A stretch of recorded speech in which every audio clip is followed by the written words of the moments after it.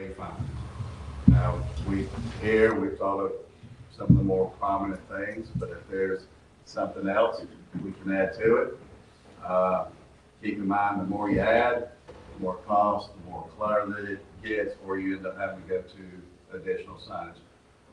All of which we can do, but just something to consider that when you're looking at various things.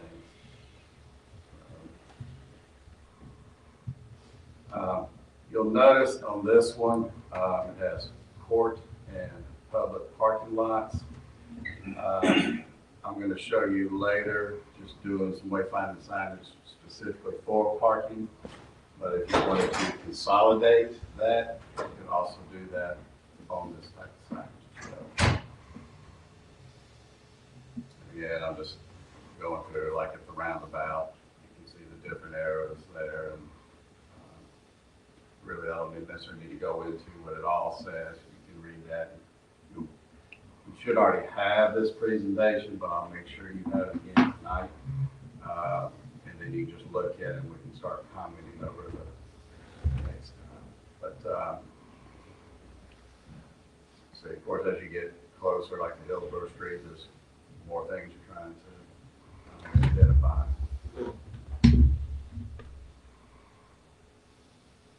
then like from Williamsboro Street coming from the loop, that one right there would be out really by the loop. And then as you get into town, see City Hall, Performing Arts Center, etc. But then you have some other things that we didn't have on the other, like the Senior Center, the police, fire department, etc.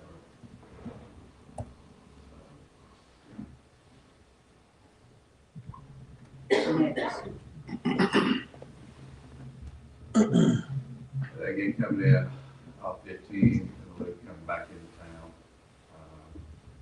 It's a little bit, that's why that first one always has just that one arrow through because you're coming into everything. And then as you get right into the heart of town, arrows direct you to certain spots. All right, so as far as wayfinding, what I'm looking at for you is some direction on particular style in general, and then what you want to be found. So, all right, as far as parking, if you recall, during the task force presentation, a couple of the main issues. One, people being able to find parking spaces, also turning over parking spaces so that customers are using them. So in part, this is what we're looking at trying to address here. Now, some of the things that were thrown out there, like parking garages, meters, and things like that. Well, parking garages are just going to be way too expensive to even try right now. It would be, I think, $3 million just to do one that would be about 150 spaces, something like that. We're not going to be recommending parking meters at this time, because unless that's something y'all want to do. But the reason we're not recommending it is, I think we should try to work into this gradually, and that way you're not charging people for parking and putting a bad taste in their mouth that potentially could come with that. So we're not recommending those things right now. But first thing, one of the biggest things was, where do you go to park? How do you get to a parking lot? So right there is an example of almost a dozen wayfinding signs to parking lots that are either owned by the city, the county, or under the control of the parking authority. And you can see there the blue dots there. Those are those parking lots that I'm talking about. I got them listed parking lot A, B, C, etc. But we could have them Tom Burnett lots or something like that if we wanted to do that. But again, so if you're coming into town, it points you into various parking areas. The other thing to look at that came up was timed parking, and where do we want to have timed parking? Most commonly you see right now is the 2-hour timed parking. In this image, it's outlined in green. So on College Street, Little John, Little Hillsborough, and Williamsboro, and most of Main Street. The 30-minute parking was suggested because we have some particular restaurants that might take advantage of pickup, takeaway type orders. So that'd be like Bliss, Milano's, one near Strong Arm. So we're recommending 3. You can do more, you can do less, whatever you feel like doing. But that was the logic behind those 3 particular spots. And then the 15-minute parking, that's basically the post office. That's currently there now, and probably would want to continue to do that.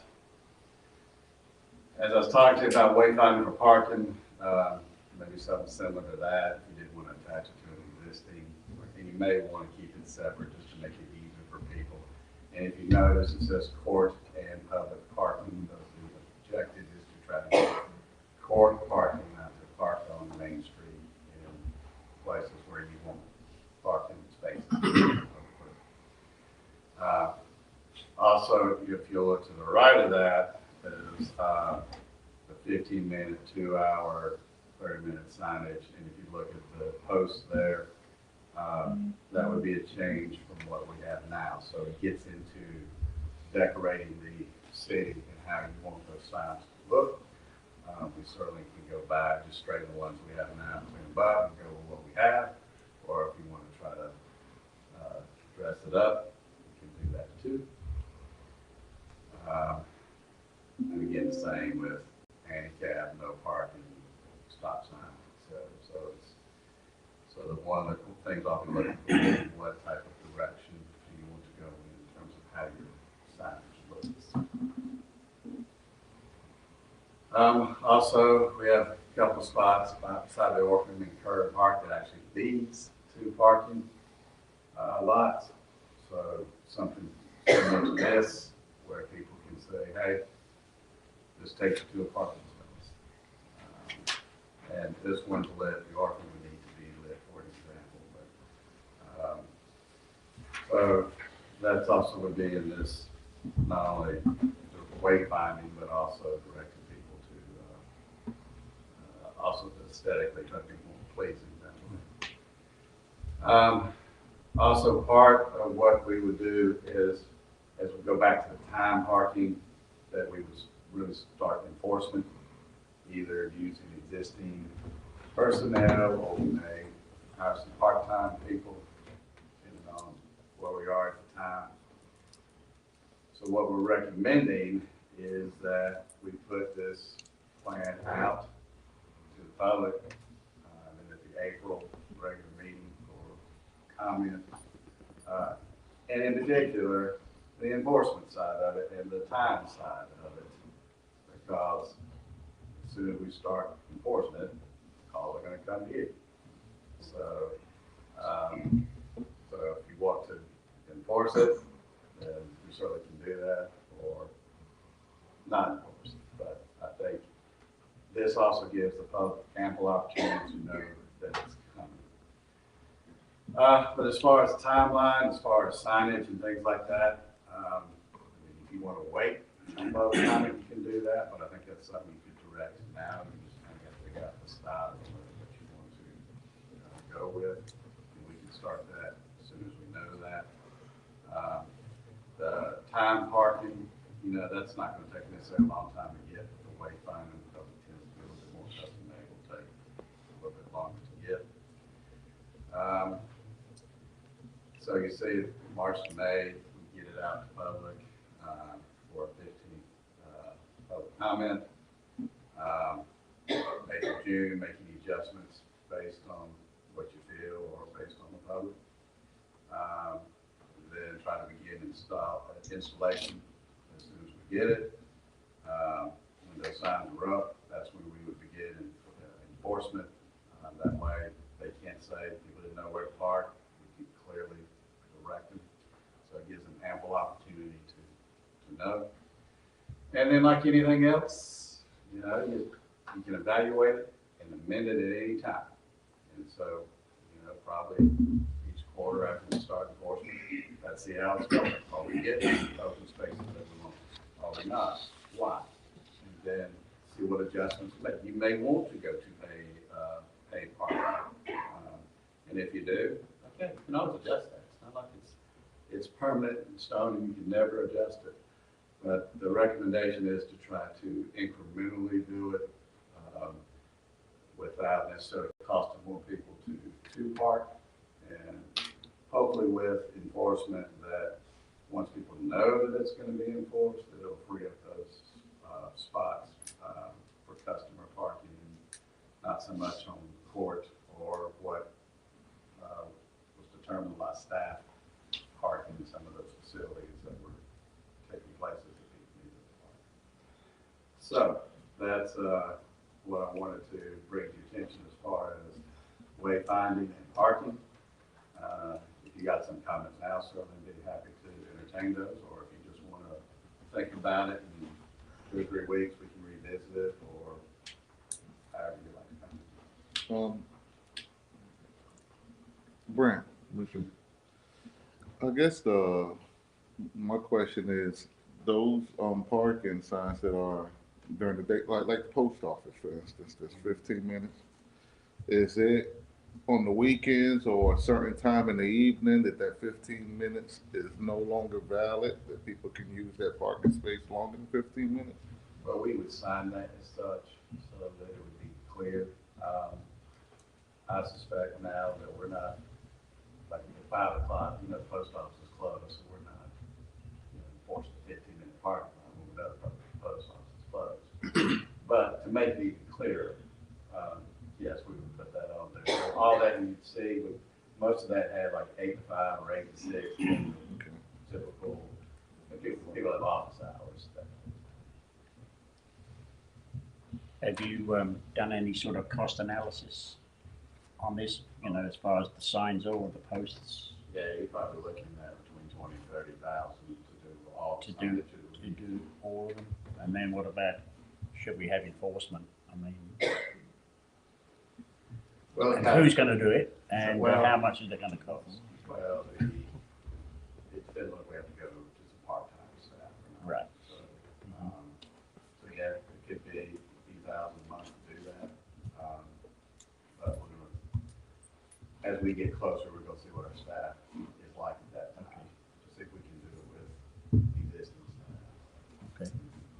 Okay. So I think that the brown signage is more appealing to me, and I believe that was the signage on the left, as opposed to the signage on the right, where it's, I don't know, green and white. I think that Oxford is more representative of the brown signage. And aren't we planning on College Street lighting similar to those signs that were on the left? The poles. The poles. The lights that The are coming. The light Did a fittings, we're double. going to go in the median. Okay, sorry. Yeah. Yes, it's gonna be more that. Right, side. right. That classic. I think the wayfinding signage is a great idea. I just think we need to be careful how many items on each sign, Yeah. because as I was looking at the sign, I mean, you know, you're driving past these signs, so how much time do you have to really, so we, you know, I would just say we definitely want to try to limit the number of items as best we can. That was my thought as well. Safety aspect. Seriously. Whatever y'all would. Right, Yeah. right. whatever you're comfortable I mean, with. yeah, I just hope that we don't try to put 20 different Yeah. locations on one side. You know, I'm thinking anywhere from, you know, maybe 4 or 5, 6, you know, 4 to 6 items. I mean, to me, what I put on there was kind of like a max. Right. That's what, because I thought of the more prominent things, but certainly you go lower or you go higher if you want to, but I think I would agree with you. You go higher, it's gonna be really hard. Yeah, congest, confusing. Well, people will be driving along and trying to read the And- sign and And then, It's a safety somebody coming to Oxford that's not familiar with Oxford, has got their GPS that's gonna take them right to the spot. So our signs would say somebody coming downtown to Milano's, they would get directions to Milano's, but not to the parking. So you could limit, what's on that sign. You don't need Milano restaurants, parking, itemized everything. Just a general information. I don't say it's advertising restaurants per se. Right. Because where you stop. Food. And I- But shopping, restaurants. Yeah. Commissioner McCray. Right, first, thank you for whomever, I'm quite sure you had a hand, but whoever assisted with putting the presentation together and actually the selection of, which I know you said you did it. Outstanding job, looks really good. I know it's been asked about the cost analysis, and I know that and I agree with Commissioner Bridges that the one that I guess was on our right-hand side, I guess you're looking. Is there a huge price difference between, actually a two-part question. Is there a huge price difference between that style and the one that was on the left? And, well, I think you can get something pretty comparable. Okay. Either. And the second one, I know you maybe said it jokingly, but I think that's an excellent idea when you mentioned the parking lots, to have it named. No, I mean, I know you said it jokingly, but how incredible would it be if we, if we had, from a historical, people that were prominent in the city, and have that parking lot named after them. Then plus it will help, I know with us, and law enforcement, and Chief may could back me up on this one, and Chief Coster as well. If we knew exactly if it were named and we had an emergency there, then everyone knows exactly where, Taylor parking lot is. Well, that was one of the reasons why it's named for that reason, for emergency response.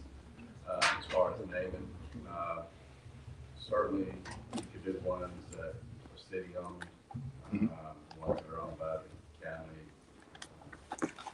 That'd be up to them. But not excellent job. Looks good. Commissioner Bellis. Brent, there is, I see that Commissioner Bridges brought up the fact of too much clutter on the sign to kind of limit it. There is something that pretty much everybody has gone to, restaurants and stuff like this, and which can get added to the bottom of the sign, and that's QR code. Where you add a QR code at the bottom of one of the signs. When we went to the dinner, I looked at my ticket and I said, I wonder if they got a kiosk in here. Commissioner Brooks told me, he said, they got a QR code, you scan it and pay for it. So if there's a QR code on the bottom of one of those signs and somebody's, going somewhere and they can't stop and they just slow down enough just to snap that picture, hit it, they pull up the map of the city, like one of the maps that you showed us. They got all the parking lots, all the things, and they pretty much give them access to the mapping. So that might be a great idea. I thought that was. Any more questions for Mr. Taylor? thank you. Next items will possible changes in the city charter. Oh, you wanted the parking, Oh, sorry. before we move on to that, Commissioner Brooks brought to our attention some issues going on around Prospect Avenue. And Jones The, Street. Yes. Friendly assisted living there, and potentially putting some no parking areas through there. If that's some direction you would like for us to look at, what we would need to do is inform the neighborhood that this may be coming, give them an opportunity to speak on it. So we could probably get it done as soon as today's meeting. But we would need some direction on that if you want us to pursue, doing that. Parking where? I did, Prospect Avenue and Jones Street, where the assisted living home is, At the end. I did go round by the there water tower.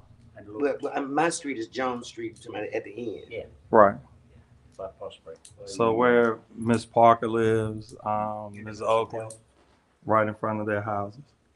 Oh, so you saying right there by the nursing home? Yeah, by the nursing home. Yes. Right. I went round there and I was told there was problems with parking and people parking across people's driveways, and I saw it myself and I took pictures. I sent them to Commissioner Brooks.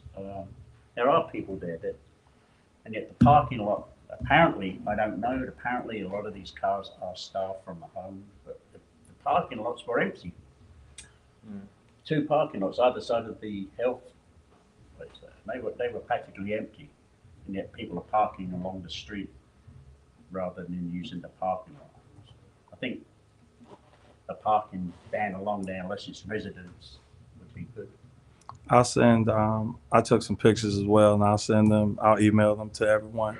I talked to Mrs. Parker. I talked to she lives on the corner.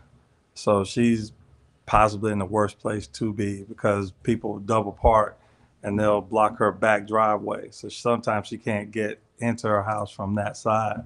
Mrs. Oakley, when her husband passed away, they had to ask people to move their cars so that the coroner could come and retrieve his body. So that, to me, that was one of the most extreme examples. But I've been through there my entire life, walking on bikes and on cars, and people are always parked on the side of the street, and I've never seen the parking lot full. So I just feel these citizens have struggled through this for decades, and they just, it's time to relieve them of this pain. And the lady that called me actually was Mrs. Ward. She's 93. And her complaint was trying to back out of her yard is very, very difficult when someone's parked right in front. So, and that happens the day I went, someone's parked in front of Mrs. Parker's yard as well, right in front. So her backing out, even with a camera, you better be careful if you're gonna T-bone someone's car. So are these visitors to the nursing home? I don't or know. Employees. I think it's employees. Chief Ford, I talked to Chief Ford as well, and that a study was done last year, correct? And getting the information from her, it's employees that park there. And as Commissioner Toby saw, like there were there's on the right side, there's a parking lot. There were 3 cars in that parking lot. And on the left side, there may have been 10 cars at the most, but definitely it was not full. And there's a half circle right in front of the facility, and people were parked on both sides of that. So if an ambulance needs to get in there, I don't know how they would get in there as well. So it's very bad. It's a bad situation. So this has not affected parking of the residents. Well, it's affecting them, yes. But what I'm saying, the residents are not parking in the street. So why do we need to notify the neighborhood we're gonna make this change? We also need to notify the nursing home. And they notify the employees. Could affect the neighborhood too, because a lot of people have families that park at various times on both sides of the street. So, you're gonna have to make it no parking or time to park, because that would limit visitors to a lot of the residents on that street. That's why it's one of the things we get a public comment on it. That way, whatever's. Now, I've been there for 45 years, and that corner can get extremely congested. Extremely congested, especially on Sundays and on holidays. You can get quite a number of cars in the parking lot and on both sides of the street. That's because of visitation. So we'd have to make it no parking or see what the neighbors would want. I think if people would stop parking on the side of Miss Parker's house would help a lot too, because they're parked right down the side on Jones Street, and they're parked maybe 1 or 2 cars, one right on the end, then one right above her driveway, which does make for an almost impossible maneuver to get out of her driveway. And on Jones Street, but right on the corner of her house, the sidewalk is painted yellow.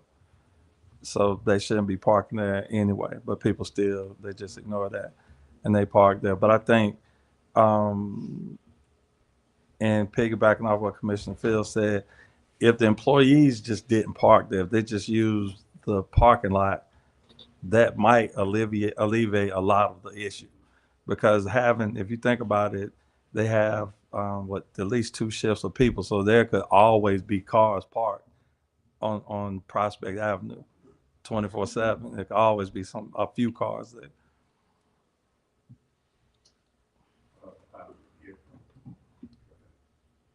Yeah. So Right across the driveway. So I'm very leery of putting no parking signs in residential areas. I don't have a problem with communicating with that business that their employees should not park, on the street, and that they should park in the parking lots where they work. I mean, a supervisor could certainly say that to employees. My understanding that's been tried. Chief Ford would like to get in this conversation. February 28, 2024, that is the exact conversation I had with that facility, and asked them to utilize the parking, both parking lots, or whichever parking, which is to keep their employees off Prospect Avenue, because it was creating a problem for the elderly neighbors, in the residence, and it basically went in one ear and out the other. Well, yeah, if you can show that an employee is parking on it, you should probably ticket them. You know. You can't ticket them Unless there's a no parking. it's directed as no parking. If there's no signage there, you can't, what are you gonna ticket them? Obstruction. Any idea? You could probably put some signage up there that says only residents, owners of the home. Residential Park there. parking on it. I've seen those signs. Something on that line. Residential. And then you would be able to ticket them. But to just put up a no parking sign, I'll never vote for it. Of course, that may not mean much, but I won't. Because I think you create problems when you start putting a bunch of no parking signs around. But I think you can address it by saying only residents, can park in a particular parking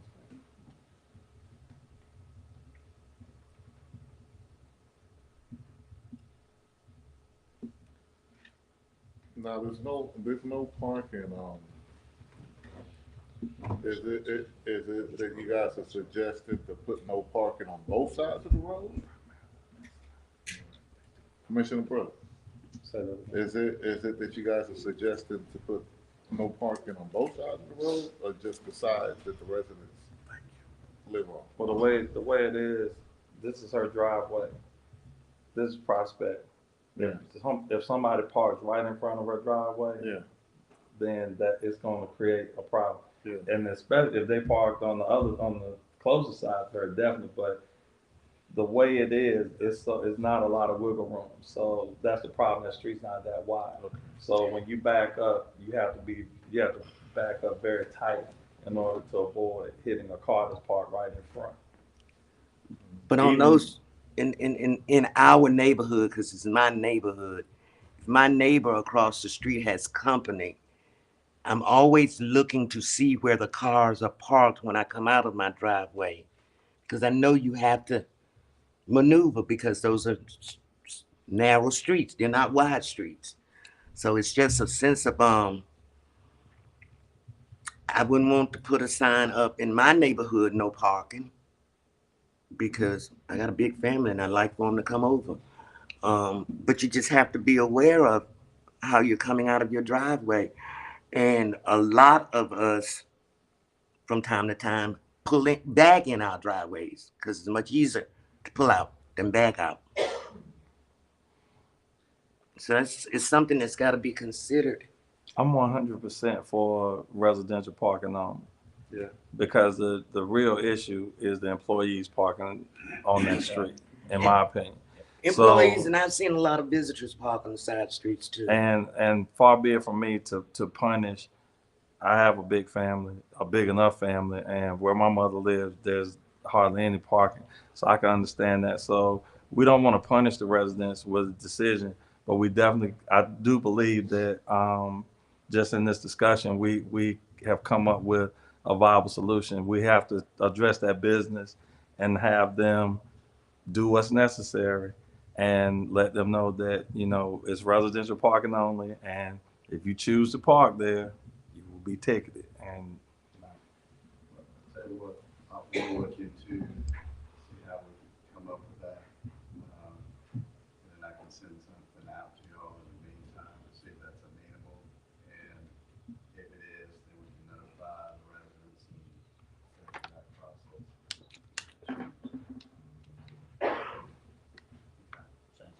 thank you, Chief Ford. The possible changes in charters, which will address them. But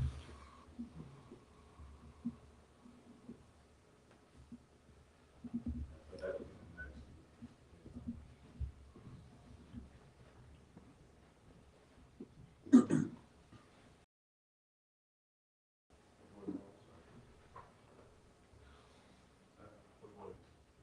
Should be number 2.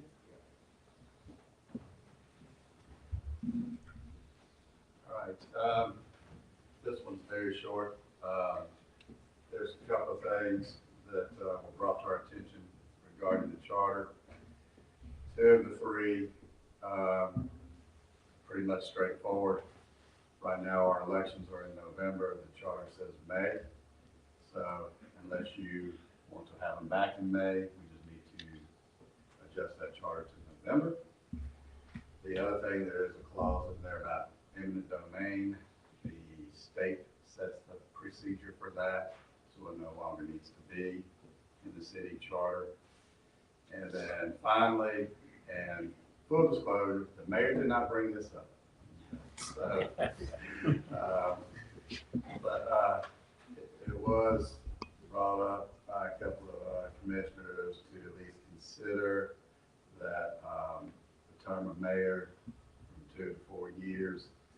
The reason it was brought up was, especially the new mayor, just starting to learn the job, and then he's up for a re-election after 2 years when the commissioners have 4 years. So that's how that came up. And I would expect necessarily, unless you know you don't want to do it or do want to do it, I'm really just bringing it up for now for y'all to think about and ponder. But to make changes to the charter, this is the process. If you're going to do it by ordinance, you have to pass a resolution to consider an ordinance to amend the charter. And you would have a public hearing on all those items. Then you would have probably a regularly scheduled meeting no later than 60 days after that public hearing. Then you vote on it, and then you decide whether you want to do it by just an ordinance or referendum.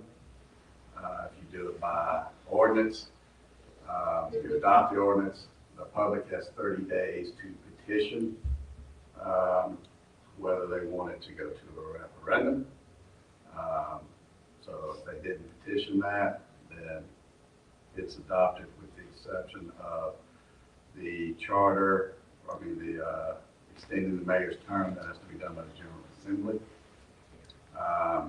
If you wanted to do it by a referendum, then you can see the procedure there, that you'd have to call for a special election.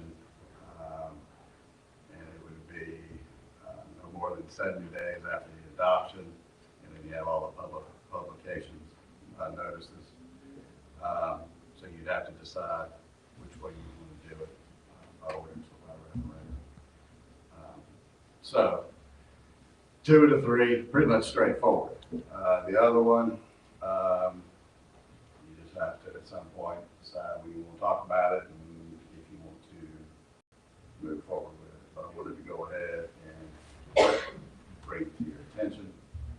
And at some point, unless you want to talk about it now, we can put it on a future meeting to discuss. I have a question. Does any other municipality have mayors that have 4-year terms? So, I want Where? I want to say we're the only one in this area that still have 2-year term. Creedmoor, after this election coming up, their mayor is going to start doing a 4-year term. After this election? After this election, this will be the first 4-year term for Creedmoor. and just for clarity, that this would not affect the current mayor. He was still have to stand for election for it to, so it'd be the next election for the 4-year term, so not would affect this. I know Raleigh, for example, is one of the next 4 years. But I can get you a list. My preference would be a 4-year term for the mayor. I think it's only fair that the mayor, as you explained, you get a new mayor in, and the first year he spent trying to learn the job, and then the next year he's going for a re-election again. I think if the commissioners are 4-year terms, I think the mayor should be a 4-year term as well. I think we should, next meeting, we should start the process maybe.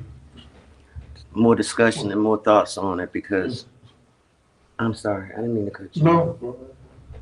Because this is my first hearing it. Yeah, I really wouldn't expect you all really to discuss it. Oh, okay. I would really just expect to just introduce And- it, and then y'all have some time to kind of think about it. See what you want to do. And you know, when a person, as it is now, when a person runs for the office of mayor, they know it's a 2-year term, so they know what they're getting into. So, you know, it's not like they're not aware it's a 2-year term for this municipalities. And this is, I was just giving you the hitch why I came up. oh, okay, all right. I That's something that's gotta be thought That's fine. about.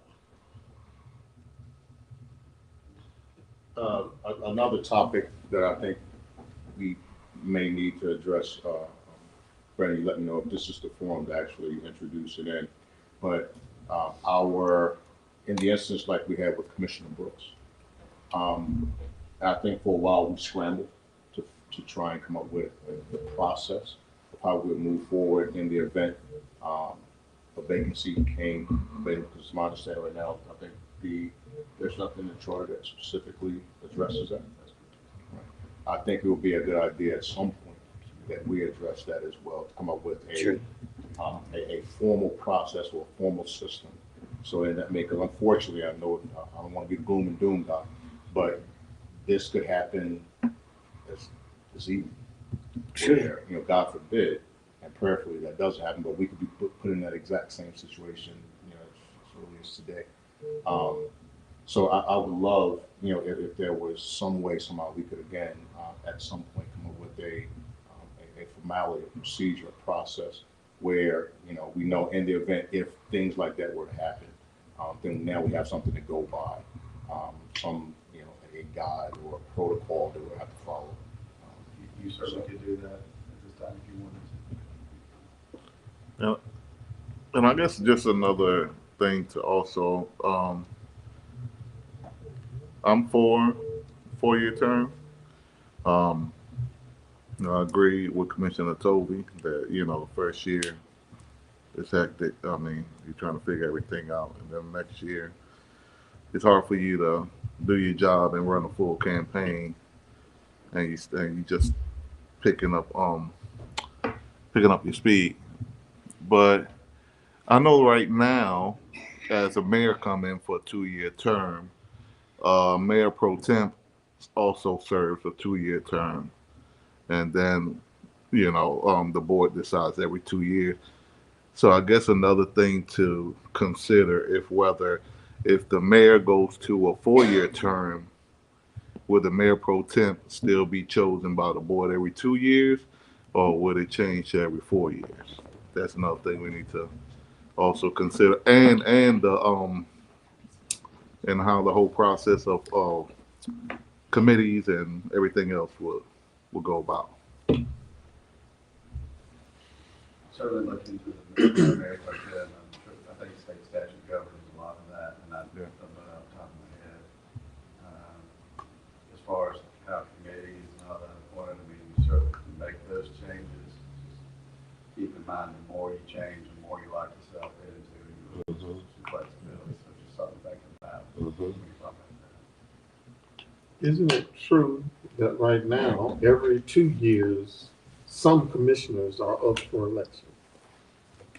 And that's my way. Every 2 years, you see the pro tem election. And I think one thing that we forget here is that the public,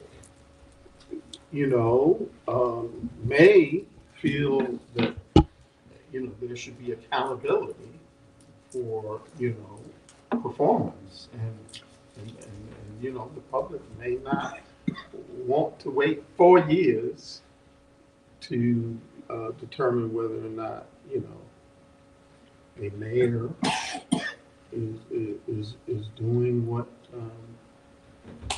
they appreciate from their standpoint. Because there are commissioners that are up for election every 2 years. Now, we have 4 year terms, but every 2 years, 3 to 4 of us are up for election. And how many years have we had this in place where mayors serve 2 years?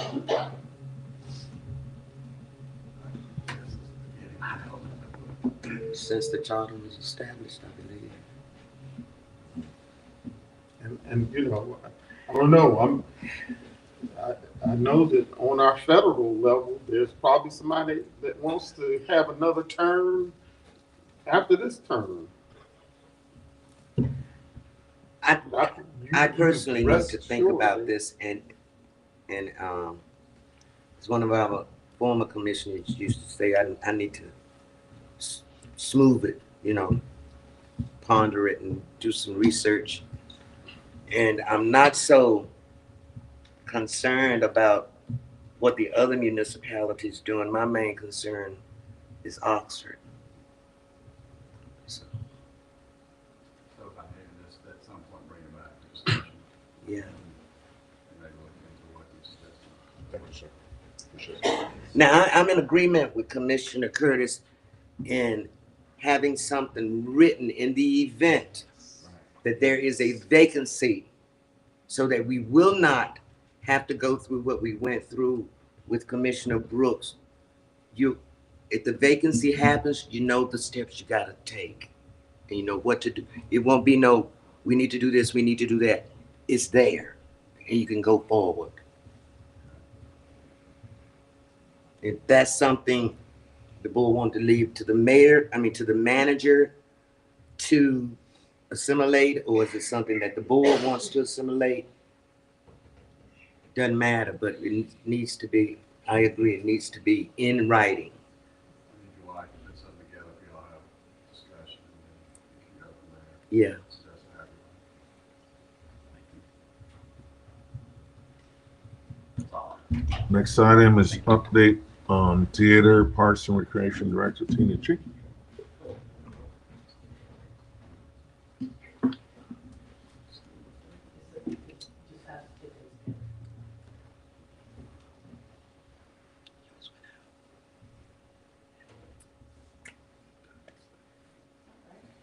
and I apologize, I have a cough dropped in my mouth, I'm trying to get through this. That's okay. So Brett just asked me to do a quick update on the auditorium project. And if you remember, this was a ARPA funded project from last year. And so I'm just gonna kind of go through, what we've done at this point. So a lot of cleaning out, a lot of cleaning up. We got rid of a couple of dumpsters worth of, stuff in there. We did a stage rigging inspection and replacement. That's everything that's in the ceiling in the auditorium, that's hanging, it's got lights hanging off of it, has some sound hanging off of it, that sort of thing. So all of that was inspected. There were pieces there that were hanging by swing set chain. There were no redundant locks on those items, like if something gave way, then, you know, there wasn't something there to keep like a pole from falling or that sort of thing. So all of that has been replaced. We changed out all the electrical to LED. So all of the new lighting there is LED lighting. We renovated the green room, removed the walls. It used to be 3 rooms, now it's 1 large room that has a partition that you can close to have multiple dressing rooms. Painted, put in new floor, new furniture, retrofitted the lights there also with LED and repaired the drop ceiling in there. At the very back of the theater is sort of a muslin type cloth that's called the Psych or Cyclorama. That was replaced. What we had up there, the way it was held up was dangerous, and since it would be utilized moving forward, we wanted something that would just slide across on the stage rigging that's in place now. The stage walls were all painted. Replaced the stage lights and sound equipment, new ticketing software, equipment, new microphone stands, stage monitors, shelves, tables, so many shelves. My guys, every time I'm like, can y'all just come up and help me put some more shelves together? So we're trying to fit a lot of things into that small space and trying to make use of all of the storage as efficiently as we can. Conference items, podiums, table mics, wireless pointers, and remount the projector in the sound booth. And then repaired, I think it took the guys about 10 hours to go through and check all the theater seating and actually tighten bolts, put in new screws, put in new bolts and nuts in places and things like that. So we're also looking to replace the acoustic curtains in the theater. The ones that are in the house part of the theater have dry rotted and have holes in them. They're also not fire rated. And then replacing the house light bulbs and making them a little brighter and dimmable. Currently, they are not dimmable, and you have to turn them off in the breaker box. So those are sort of what's gone on in there. Here are a couple of just photographs. You can see the top left is the before. That thing hanging in the back is the cyclorama screen. The new one goes all the way across the stage. This on the right side is the setup at the Main Street Economic Development meeting. And that's just the podium with our screen down that we've had. And the projector was running the PowerPoints. And so we had that set up for that meeting. And then there's just kind of an overview of the theater. We also had the space open during the art show that was here, and we got a lot of compliments on things. Actually, a couple people said it doesn't look haunted anymore, because I felt like that a bit. So some of the things that we're looking to present. Granville Little Theater currently has 3 shows scheduled. We have the Bad Moms of Comedy coming in September. Shannon Tucker is trying to work out a schedule on in September as well. It's an evening of Sade, Sade, sorry, I knew I was going to do that. It's an Icons of Jazz series. The Staying Alive One Night, the Bee Gees in October. William Lee Martin is a comedian.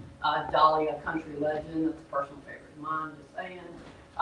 Celtic Angels Christmas. You've seen the Celtic Angels performances all over said this would be a big get for us here, and I'm excited about that opportunity. We're still working out some of the dates on some of these, but Jim Witter, Feeling Groovy, that's a band. Looking at February 2026. So we're doing a lot of fall and winter scheduling right now. John Reap is also a comedian. A lot of these folks have been on a lot of late night.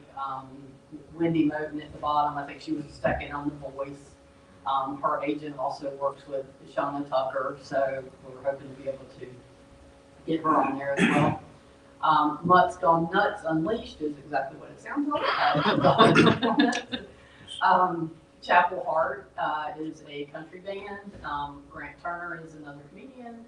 Seven Bridges Eagle Show, Swinging Medallions, and which is a Songs of the South kind of band, and then again Wendy Moten. So working with a lot of agents. This is all new in my wheelhouse, so I've learned a lot over the last year. And just trying to get a lot of variety. I'm trying to do like a comedian quarterly, and then just adding the bands and other performances throughout the year. So, you have any questions for me? I think it looks great. I think it looks really good. I love what you've done. It looks nice. And I like that you already lining up stuff. Were we able to do all of that stuff under the budget, or were we able to? Do we need more funds? Nope, I've got it. It's gonna come in under budget, I promise. If I have to hang something myself in there, but it is I kind of let everything settle, and then we got the price. Steve is working with the electrician for the lighting, and then we've already gotten the back for hanging the curtains. So that's kind of a bonus that we're going to be able to do that in there. And that will really kind of just, it's dark in there. If you were in there at all for the Main Street with the house lights on, even it's still kind of dark in there. And so we have something, going on that you don't need it all dark and cozy. You want to be able to see, and it's a little tough. So now I see a lot of these stuff are like performances by people. Are we planning on utilizing the teleprompter to maybe do like movies for like kids and stuff like that? Mm-hmm. Yeah, we'll have a summer movie series initially for this summer, and that will just be open to families. We'll have some movie nights. I think I've got 3 right now that I'm trying to put on the schedule. So. And then we'll put our main entertainment schedule starting in September. So it'll kind of be a traditional like September to May calendar for performances and that sort of thing. And then you kind of, for the summers, you could do the movies and still have some performances and things, but that's really kind of how these agents like to book their acts. So, all new one. Okay, and then the last thing I wanted to show you is we call this the theater, the auditorium, the City Hall Theater, the auditorium at City Hall. We call it a lot of things. And one of the things that we had been looking at, especially with the new brand, is just trying to come up with something that would be a little bit catchy, very clean.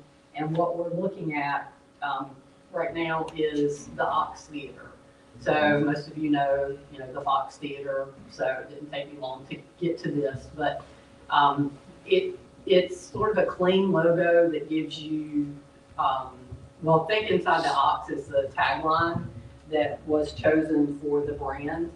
And so that gives you a lot of things you can play with as well with that, like think inside the Ox for entertainment, and it can mean Oxford as a whole, or it can mean the theater on a smaller scale. This is sort of a traditional marquee sign. You could do some lights and things like that on it if you were going to put it up somewhere, but it would also go really well on any type of print ads or social media and that sort of thing that we would have. So, I like it. Well done. Good. Well done. all right. Tina, Yes, sir. are you the point of contact, like say if there is a specific act that, or an agent, you're the POC for that, so they just reach out to you? Thank you. And it does look great. And It does. I guess the only other question, have we thought about what we're gonna do as far as the commissary and stuff for the theater? as far as, like the Yeah. concession, yeah. I mean, thought about it, we're gonna have concessions in the concession stand that's downstairs.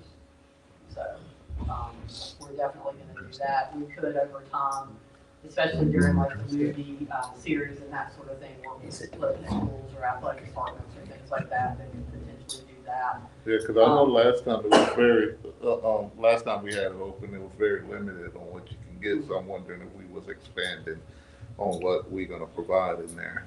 Yeah, we will certainly expand. I think the last time it was open was probably at Grant Little Theater Performance. So I know they're limited in the people, that they have to volunteer to help with that. We've actually talked about us running the concession stand even during their events.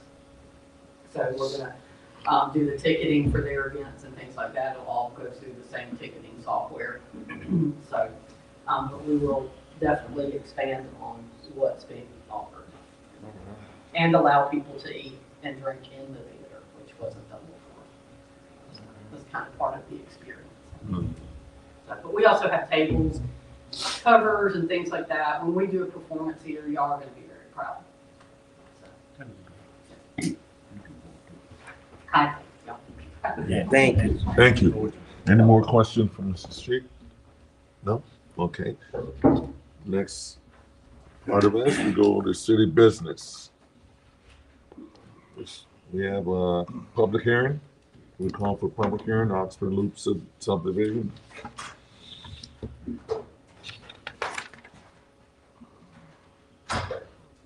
Staff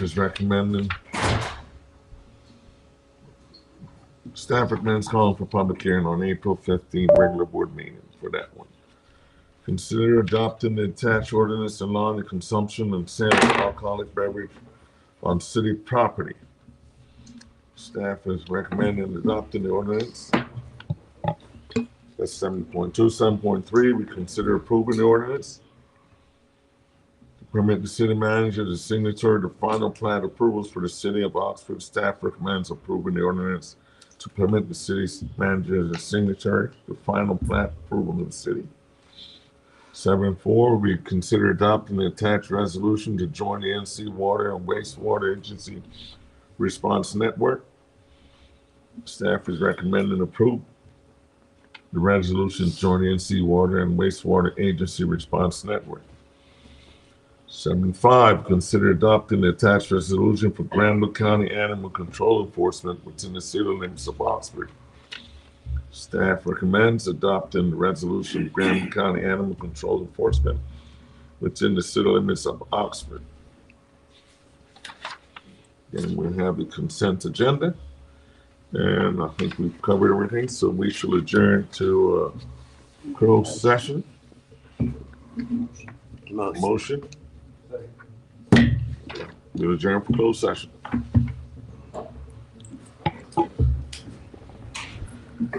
Mayor, can we take